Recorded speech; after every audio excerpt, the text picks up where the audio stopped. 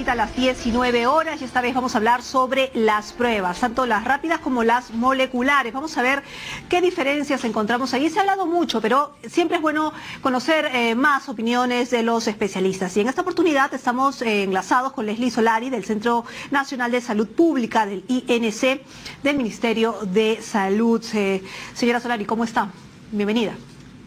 Gracias, muchas gracias. Buenas noches. Buenas noches. Para aquellos que todavía están despistados y no entienden efectivamente cómo es el procedimiento de las pruebas para un COVID-19, explíquenos por favor las diferencias y cuáles son las pruebas o cuál es el procedimiento para los cuales uno se pone nervioso, empieza a toser, tiene tos seca, tiene fiebre, en fin. ¿Qué es lo que tiene que hacer? Sí. El Estado peruano ha adquirido dos tipos de pruebas para el diagnóstico de esta infección por COVID-19. La primera prueba es la prueba molecular y es, digamos, la ampliamente recomendada. Se trata en detectar el material genético del virus. Y esto lo hacemos mediante la colocación de un hisopo en la fosa nasal como en la garganta. Nosotros tomamos material de las secreciones nasales y de la garganta y lo guardamos en un medio de transporte, lo transportamos al laboratorio de biología molecular, ya sea si es en Lima del Instituto Nacional de Salud o en las regiones de los laboratorios referenciales, y ahí nosotros hacemos lo que se llama la reacción en cadena de la polimerasa, que no es otra cosa que un procedimiento técnico mediante el cual se detecta que el virus está presente. Esto es muy útil, es la prueba, digamos, de referencia, y es muy útil sobre todo durante las 2 primeras semanas de síntomas. Es la que confirma. Sí. Así es. Detectar la presencia del virus, no nos queda ninguna duda de que es efectivamente una infección por COVID-19. La especificidad es 100%. Esta prueba, sin embargo, quisiera manifestar que es una prueba que se tiene que hacer en un laboratorio de tecnología avanzada, es un laboratorio de biología molecular con los equipos necesarios, con personal entrenado y obviamente con toda la protección del caso, ¿no? Porque estamos hablando de material biocontaminado. Nosotros en el país, a diferencia de otros países de Latinoamérica, tenemos ya 9 regiones con laboratorios de biología molecular implementados, y en las próximas semanas estamos implementando 3 más y bueno, así sucesivamente planeamos ampliar nuestra red nacional de laboratorios de biología molecular. ¿Cuántas pruebas a nivel moleculares se hacen al día? Ya, nosotros inicialmente comenzamos con un promedio de 100 las primeras semanas hasta la semana número 10 de la epidemia, donde hemos llegado a 800. Actualmente estamos entre 1.000 y 1.400 pruebas moleculares al día. Ahora, hay otra prueba que es le dicen la prueba rápida, ¿no es cierto? Que es el pinchazo de sangre. Sí. En infectología, en todo lo que es las enfermedades infecciosas, nosotros tenemos 2 maneras de diagnosticar. La primera, que es la que le he mencionado, que es aislar el organismo. La segunda es aislar la respuesta del huésped a la presencia de este organismo. En este caso, la presencia de los anticuerpos de la persona infectada. Los anticuerpos comienzan a aparecer a partir son detectables a partir del 5.º día de enfermedad aproximadamente, en algunas personas antes, en algunas personas después. En promedio, a partir del 5.º día de enfermedad ya nosotros comenzamos a detectar los anticuerpos, que se denominan inmunoglobulinas, y este tipo de pruebas sirve sobre todo a partir de la 2ª y 3ª semana de enfermedad.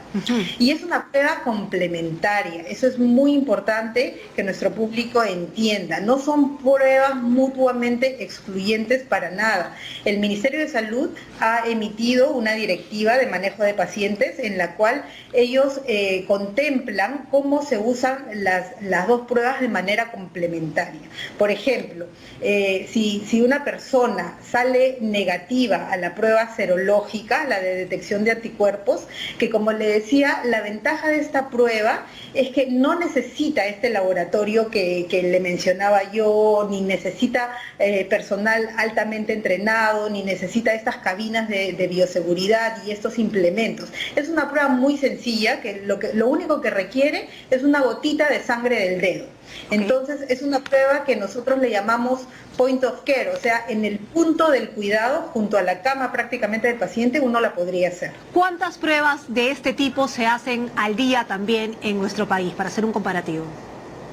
Ya, nosotros hemos ido escalando estas pruebas, comenzamos con un promedio de 200, luego fuimos a 1500 y actualmente es bastante fluctuante, pero entre 5000 y 7000, hay días que hemos hecho hasta 8000 y 9000 pruebas al día de estas, estamos haciendo, ¿no? Un promedio de 5000 y 7000, entre 5000 a 7000 pruebas diarias. Como usted ve, la posibilidad de hacer esta prueba en condiciones lamentablemente hay que decirlo, en condiciones reales de nuestro país es mucho mayor. ¿Por qué? Porque no todas las regiones, como yo le decía, tienen laboratorios sofisticados de biología molecular y esta se puede hacer en el mismo momento de la atención del paciente. Sin duda, pero ¿cómo les ayuda estas pruebas si solamente pueden tener el resultado fehacientemente entre la segunda y la tercera semana? Porque se ha hablado mucho de estos falsos positivos, de estos falsos negativos, en fin, la gente se ha confundido mucho con ese tema.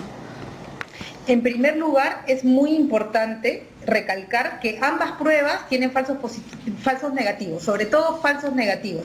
La primera prueba, la prueba molecular, sus falsos negativos son en la segunda y tercera semana. La prueba inmunológica, sus falsos negativos son durante la primera semana. Entonces, no existe una prueba perfecta. Y la atención del paciente, y nuestros colegas médicos lo saben, tiene que ser basada en la clínica y la epidemiología. Si yo veo un paciente que tiene síntomas respiratorios, que ha estado en contacto con otros pacientes con esta infección que requiere atención médica, yo no voy a esperar ni la molecular ni la serológica. La atención médica es totalmente independiente de la prueba.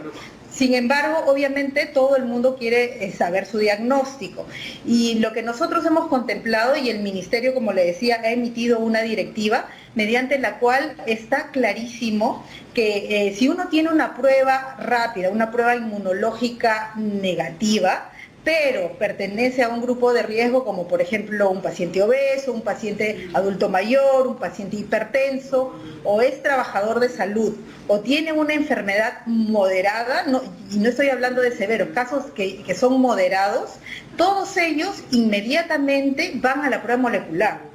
Es decir, si nosotros tenemos una prueba inmunológica rápida, negativa, y estamos hablando de uno de esos grupos que acabo de mencionar, inmediatamente tienen que pasar a la prueba molecular, justamente para evitar la posibilidad de que se nos escapen esos pacientes que podrían progresar a la gravedad.